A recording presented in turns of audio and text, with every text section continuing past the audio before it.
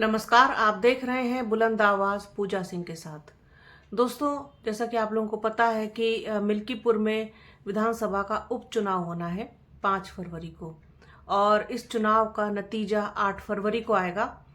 Bahujan Samaj party इस चुनाव में नहीं है, वो चुनाव नहीं लड़ रही है क्योंकि ऐलान कर चुकी थी पहले ही कि आगे से बसपा कोई उपचुनाव नहीं लड़ेगी। बसपा सुप्रीमो मायावती ने ऐलान किया था। इसके बाद समाजवादी पार्टी, भारतीय जनता पार्टी और आज़ाद समाज पार्टी इस चुनाव के मैदान में है। सबसे अहम बात यह है कि समाजवादी पार्टी जो कि पूरी दावेदारी के साथ ये चुनाव लड़ रही है, अवधेश प्रसाद के सांसद हो जाने के बाद ये सीट खाली हुई, क्योंकि वो फैजाबाद से सांसद हो गए 2024 के लोकसभा चुनाव में। तो मिल्कीपुर खाली हो गया, जिसके बाद इसमें उपचुनाव होना ही था। अब फैजाबाद की सीट, चूंकि वो उसमें अयोध्या भी है, उसे समाजवादी पार्टी जो है वो एक बार फिर से जीतने में कामयाब हो गई और भारतीय जनता पार्टी को बड़ा झटका लग गया और उसने इसे अपनी प्रतिष्ठा का भी सवाल कहीं ना कहीं बना लिया। ऐसे में वो मिल्कीपुर जीत करके इसकी भरपाई करना चाहती है, अपने जख्म पर थोड़ा बहुत मरहम लगाना चाहती है, जिससे उसे कुछ राहत मिल सके। एड़ी चोटी का जोर लगाया हुआ है इस वक्त भारतीय जनता पार्टी ने मिल्कीपुर में। मुख्यमंत्री योगी आदित्यनाथ खुद मॉनिटरिंग कर रहे हैं इस पूरे चुनाव की। 6 से 7 मंत्री वहां पर उन्होंने अपने लगाए हैं, हर बिरादरी का अलग अलग मंत्री, हर बिरादरी को साधने के लिए। जैसे कि यहाँ पर यादव हैं, जैसे कि यहाँ पर पासी हैं, और आपके दलित वोट बैंक है।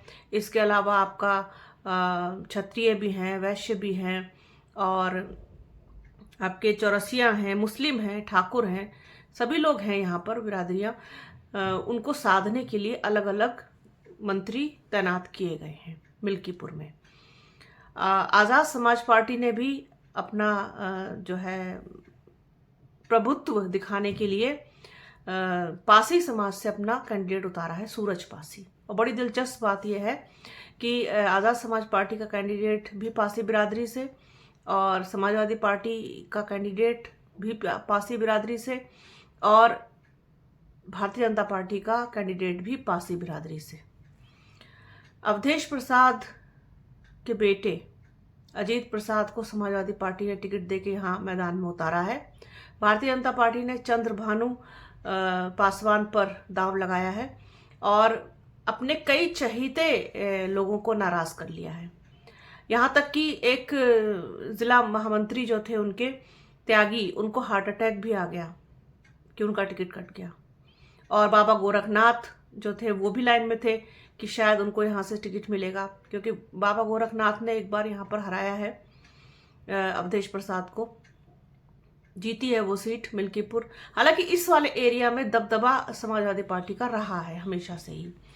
तो ऐसे में क्योंकि समीकरण भी उनके हिसाब से बैठता है, एक तो यादव वोट बैंक है, दूसरा फिर पासी बिरादरी का वोट बैंक है, इसके अलावा मुस्लिम है, इसके अलावा उम्मीद की जा रही है कि दलित वोट बैंक भी उधर, जैसे कि 2024 में मिला है समाजवादी पार्टी को, तो दलित वोट भी मिल सकता है। अब चूंकि आज़ाद समाज पार्टी भी यहाँ मैदान में है और कहीं ना कहीं चंद्रशेखर भी दलित वोट पे अपनी पकड़ रखते हैं, अपना प्रभुत्व दलित वोट बैंक पर रखते हैं। बसपा सुप्रीमो मायावती के बाद अगर किसी की पसंद कोई है तो वो कहीं ना कहीं चंद्रशेखर है, ये भी सच है। अब ऐसे में देखना ये होगा कि मिल्कीपुर का जो चुनाव है वो भारतीय जनता पार्टी है, समाजवादी पार्टी, इन दोनों का खेल जो है इस चुनाव में आज़ाद समाज पार्टी कैसे बिगाड़ती है और किसका बिगाड़ती है। सबसे ज़्यादा नुकसान वो भारतीय जनता पार्टी को करेगी या समाजवादी पार्टी को करेगी, ये देखना बहुत दिलचस्प होगा, क्योंकि वोट तो कहीं ना कहीं कटेंगे, बंटवारा भी होगा वोटों में। जैसा कि यादव वोट बैंक है, यादव उम्मीद तो ये की जाती है कि पूरा का पूरा समाजवादी पार्टी को मिलेगा, लेकिन इसमें मुझे थोड़ा संदेह होता है, क्योंकि यादव चुनाव में वोट वो बीजेपी को भी देते हैं। इस बात को हमें याद रखना चाहिए, भूलना नहीं चाहिए। जिस तरीके से मुस्लिम वोट बैंक जो है वो पूरा मुस्लिम वोटर्स एक मुश्त होकर के समाजवादी पार्टी को वोट देते हैं, पूरी तरीके से संगठित होकर के ऐलानिया तौर पे देते हैं कि हमने समाजवादी पार्टी को वोट दिया। यादव वोटर्स के साथ मुझे थोड़ा सा डाउट लगता है। अब चूंकि ये दोनों हो गए, इसके अलावा आप ये देखिए जो पासी बिरादरी है, अब तीनों कैंडिडेट पासी बिरादरी से हैं, तो डेफिनेटली ये इसमें बंटवारा होगा। ब्राह्मण और ठाकुर, ये कहीं ना कहीं पूरी तरीके से उम्मीद की जा रही है कि भारतीय जनता पार्टी को ही जाएंगे। इसके अलावा जो गैर पासी दलित वोट है वो भी 50,000 के करीब है। पहले मैं आपको ये बताती हूँ कौन कितना है। यादव जो है वो यहाँ पर तकरीबन 65,000 है, और पासी जो है वो 60,000, ब्राह्मण 50,000, मुस्लिम 35,000, ठाकुर 25,000, गैर पासी दलित जो है वो 50,000 है, चौरसिया 15,000, वैश्य 12,000। ये है, इस तरीके से समीकरण है। तो इसमें अगर ब्राह्मण, ठाकुर और थोड़ा बहुत जो है आपका पासी, ये कहीं ना कहीं जा सकता है भारतीय जनता पार्टी को। बाकी यादव हो गया, मुस्लिम हो गए आपके, ये पूरी तरीके से समाजवादी पार्टी के साथ ही रहने की उम्मीद है।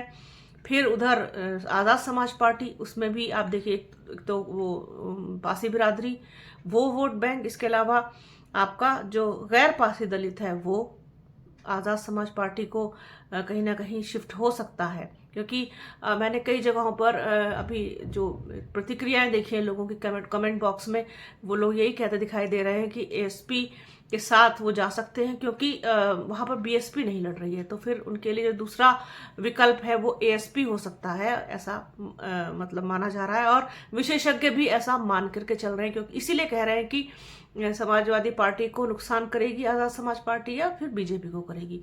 तो ये चीज़ तो खैर जिस दिन नतीजे आएंगे उस दिन पता चलेगा। लेकिन कुल मिलाकर के जो समीकरण है मिल्कीपुर का, वो बहुत ज़्यादा अब दिलचस्प मोड़ पर आ चुका है, और बड़ा ही एक कहना चाहिए टिपिकल सा दिखाई दे रहा है, बड़ा सा टेढ़ा सा दिखाई दे रहा है, क्योंकि यहाँ पर सब एक दूसरे से बहुत तगड़ी फाइट करते हुए दिखाई दे रहे हैं। कोई ये समझे कि भारतीय जनता पार्टी यहाँ बहुत प्रबल दावेदारी के साथ लड़ रही है। अब चूंकि उपचुनाव है, तो उपचुनाव में थोड़ा सा प्रशासन का और सरकार का थोड़ा सा हस्तक्षेप तो हल्का सा रहता है, अपर हैंड उसका रहता है, लेकिन समाजवादी पार्टी भी यहाँ मजबूत है, क्योंकि उनका कैंडिडेट फिर जो समीकरण है उस हिसाब से, और फिर समीकरण दोनों के खराब करने के लिए आज़ाद समाज पार्टी भी मैदान में आ गई। अब उसको खुद को कितना फायदा होगा और वो दूसरे का कितना नुकसान करेगी, ये भी एक बड़ा प्रश्न है। इसका उत्तर हमें 8 फरवरी को मिलेगा। तो ये कुल मिलाकर के एक बड़ा अजीबोगरीब संयोग है कि भारतीय जनता पार्टी और समाजवादी पार्टी, आज़ाद समाज पार्टी, ये तीनों लड़ रहे हैं मिल्कीपुर का उपचुनाव, और जो समीकरण है वहाँ का वो किसके पक्ष में जाता हुआ दिखाई दे रहा है, इसका कोई अंदाज़ा ठीक अभी नहीं लगा पा रहा है। अब कोई कहने लग जाए कि भारतीय जनता पार्टी एकदम क्लीन स्वीप यहाँ करेगी, या समाजवादी पार्टी करेगी, या आज़ाद समाज पार्टी करेगी, तो ऐसा कहना बहुत मुश्किल है अभी, क्योंकि समीकरण तीनों के ही फेवर में बैठते हुए दिखाई देते हैं। बस कम ज़्यादा जो हार जीत का अंतर रहेगा वो भी कोई बहुत ज़्यादा नहीं रहने वाला है। इस तरीके से अवधेश प्रसाद पिछली बार मात्र 10,000 वोटों के करीब से जीते थे, बट मैं हार जीत को हार जीत ही मानती हूँ, कि जो जीता वो सिकंदर और जो हारा वो उसका कुछ नहीं कह सकते। तो हार जीत है, चाहे 1 वोट से हो चाहे 5 वोट से हो। आप प्रधानमंत्री नरेंद्र मोदी का भी उदाहरण आप देख लीजिए, कहाँ इतनी बड़ी जीत होती थी और कहाँ आपकी बार मार्जिन बहुत कम रहेगा, लेकिन जीते ना वो। जीत मतलब जीत, इसमें कुछ नहीं कहा जा सकता, इसमें कोई इफ बट नहीं है। तो अब कौन जीतेगा, मिल्कीपुर का युद्ध किसके सिर पे सजेगा, मिल्कीपुर का ताज कौन होगा, मिल्कीपुर का किंग, ये सारे जो सवाल हैं इनका जवाब अंततोगत्वा 8 फरवरी को मिलेगा। तब तक प्रतीक्षा करते हैं, और इस बीच में जो भी अपडेट होगी, दिलचस्प अपडेट होगी या ज़रूरी होगा कि आप लोगों को बताया जाए, शेयर किया जाए, तो वो भी करेंगे।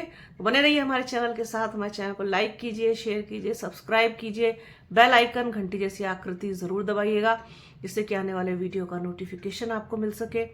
वीडियो को प्लीज़ पूरा देखिएगा और ज़्यादा से ज़्यादा शेयर कीजिएगा।